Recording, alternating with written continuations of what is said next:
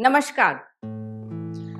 आज आपने फिल्म मानवता में देखा कि किस तरह वो छोटा सा बच्चा कृष अपना टिफिन रास्ते में बैठे हुए उस बच्चे को दे देता है जिसे कि बहुत तेज भूख लगी थी। इसी तरह इतिहास खुद हमें श्री गुरु तेग बहादुर जी, सिस्टर निवेदिता, महात्मा गांधी जी और बीकाजी कामा जैसे लोगों की मानवता की कहानी सुनाता है। इतिहास के इन पन्नों से चुनकर आज हम आपको बीकाजी कामा की कहानी से परिचित कराएंगे। तो हमारी कहानी की शुरुआत होती है 1861 के बंबई से, जब हमारा देश अंग्रेजों की गुलामी झेल रहा था। और ऐसे में बंबई के एक संपन्न पारसी परिवार में एक बेटी का जन्म होता है और बेटी का नाम बीकाजी रखा जाता है। उस समय बंबई के अधिकांश संपन्न परिवारों में अंग्रेजों और उनकी पश्चिमी संस्कृति का बहुत बोलबाला था। क्योंकि बीकाजी के पिता पश्चिमी संस्कृति को पसंद करते थे, इसीलिए बीकाजी को शिक्षा प्राप्त करने के लिए अलेक्जेंड्रिया गर्ल्स स्कूल में डाला गया। लेकिन पश्चिमी संस्कृति के बीच रहकर भी बीकाजी का मन पूरी तरह से भारतीय था। देश के लोगों पर जब कोई अंग्रेज अत्याचार करता तो उनका मन तड़प उठता। छोटी सी बीकाजी बड़ी होकर अपने देशवासियों को ऐसी अपमानजनक जिंदगी से आजाद करवाना चाहती। उसके दिल में बसी हुई यही मानवता उसे ऐशो आराम का जीवन होते हुए भी कभी चैन से नहीं रहने देती।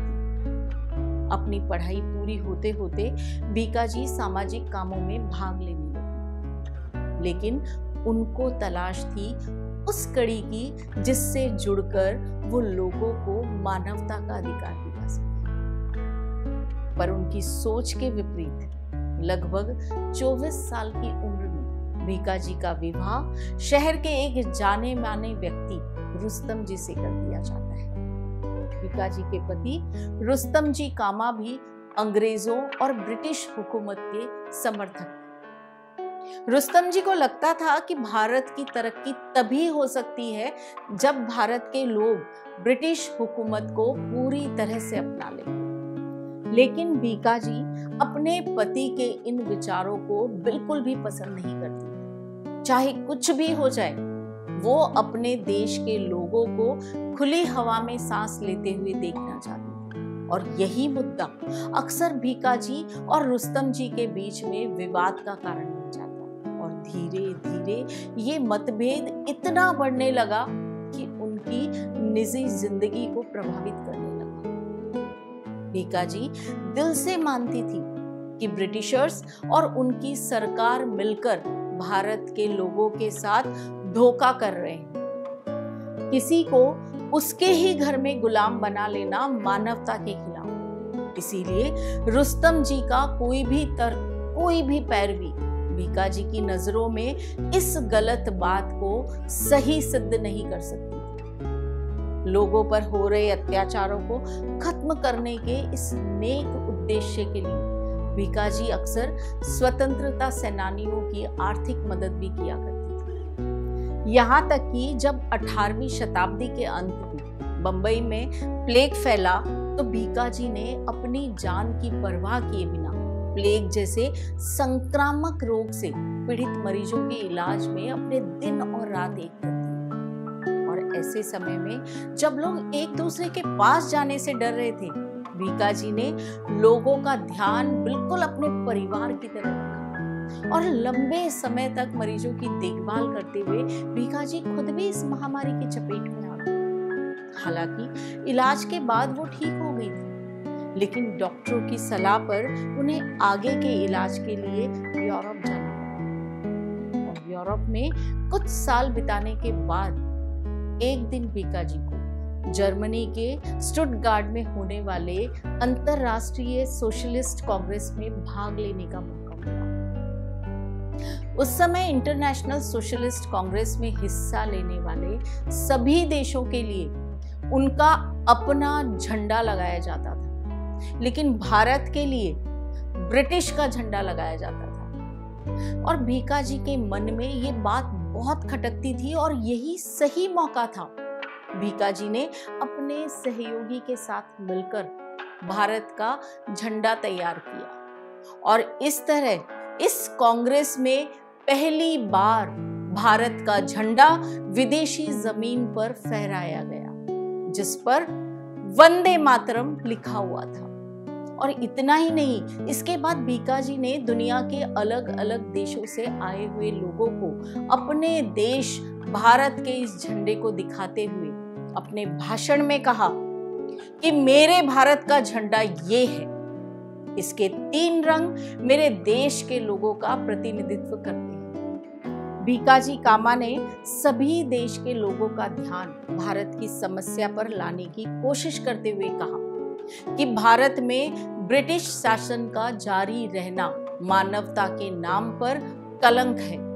ब्रिटिश शासन की क्रूरता दिन प्रतिदिन बढ़ती जा रही है, औरतों और बच्चों पर भी जुल्म हो रहे हैं। भारत देश और वहां के देशवासियों को इससे बहुत क्षति पहुंच रही है। इस मंच से उन्होंने पूरी दुनिया को मानवता के हित में संदेश दिया।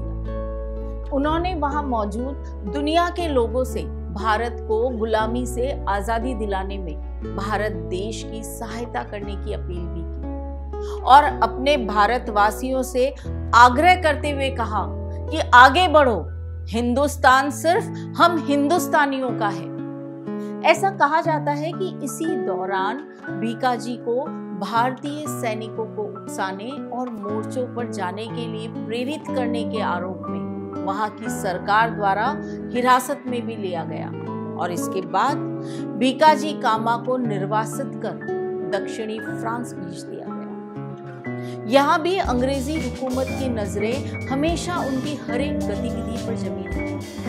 इसी कारण भीकाजी का भारत लौटना भी बेहद मुश्किल हो गया था। भीकाजी कामा को यूरोप में कई साल अधिकारियों की नजरबंदी में बिताने पड़े।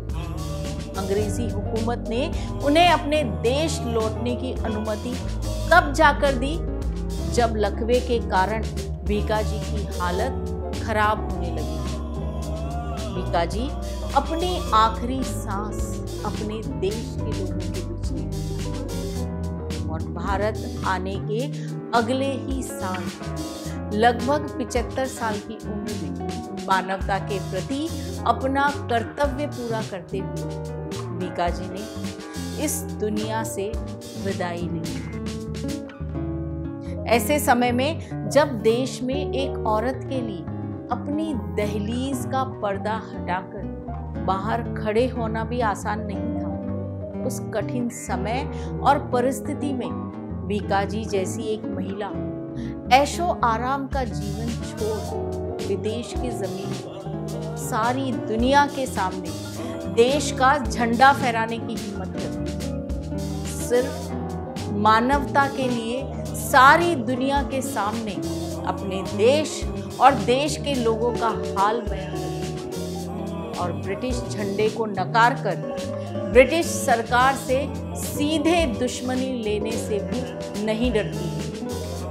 उनकी यही दिलेरी दुनिया को भारत देश के बारे में सोचने के लिए मजबूर करती है। मानवता का इससे बड़ा उदाहरण क्या हो सकता है। मुझे पूरी उम्मीद है कि आप भी मानवता के इस धागे से अपने आप को जुड़ेंगे और अपने परिवार, समाज और देश की बेहतरी के लिए काम करने के लिए आगे आएंगे। धन्यवाद।